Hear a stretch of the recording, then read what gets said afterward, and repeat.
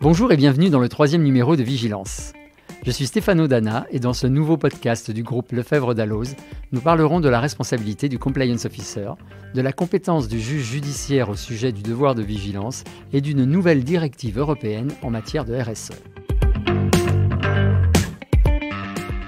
Aujourd'hui, je suis accompagné de nos journalistes Amélie Renard, Véronica Rébier et Anne-Laure Pasquet.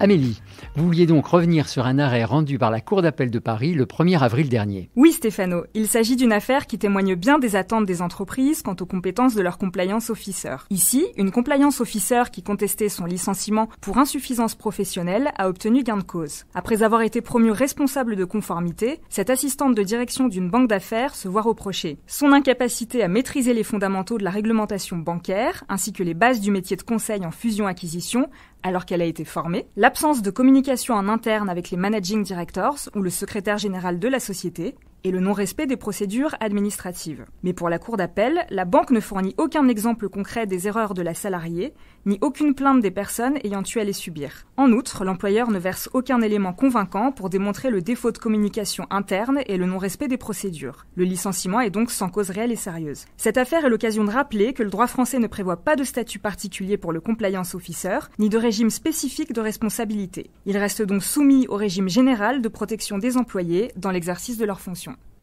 Merci Amélie. Tout autre chose maintenant en matière de vigilance. Depuis quelques mois, des ONG mènent une bataille afin de faire reconnaître la compétence du tribunal judiciaire en matière de contentieux relatifs au devoir de vigilance. Anne-Laure, est-ce qu'on va vers la désignation de tribunaux judiciaires dédiés ? Oui, c'est peut-être le cas. Le 17 avril dernier, lors de l'examen du projet de la loi climat à l'Assemblée nationale, les députés ont adopté des amendements visant à ce que des tribunaux judiciaires spécialement désignés connaissent des actions relatives au devoir de vigilance. On peut penser que cela mettra fin aux récentes jurisprudences contradictoires.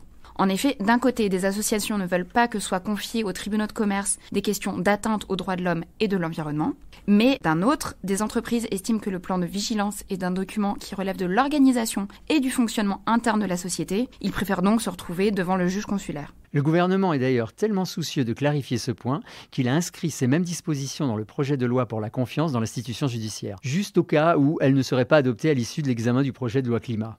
Oui, tout à fait, Stéphano. C'est probablement le tribunal judiciaire de Paris, ou peut-être celui de Nanterre, qui auront la compétence et les moyens pour traiter ce genre de contentieux. Ces nouvelles dispositions viendraient ainsi compléter celles prévues par la loi du 24 décembre 2020, relative au parquet européen, à la justice environnementale et à la justice pénale spécialisée. Il est important de rappeler que ce texte avait conduit à la désignation, dans le ressort de chaque cour d'appel, d'un tribunal judiciaire compétent pour le contentieux général de l'environnement. Merci, et c'est avec Véronica qu'on va conclure ce numéro. Oui Stéphano, je vais vous parler d'une nouvelle initiative européenne en matière de RSE. Le 21 avril, la Commission a dévoilé sa proposition de directive sur la publication d'informations en matière de durabilité par les entreprises. Objectif : faire en sorte que les investisseurs et autres acteurs concernés puissent se faire une idée plus précise de la performance de l'entreprise dans 3 domaines, l'environnement, le social et la gouvernance. Car il n'y a pas que le profit qui compte dans la vie des affaires. C'est le message que la Commission souhaite faire passer. Oui, d'accord, mais alors pourquoi réviser la directive de 2014 puisqu'elle impose déjà à certaines entreprises de communiquer des informations extra-financières ?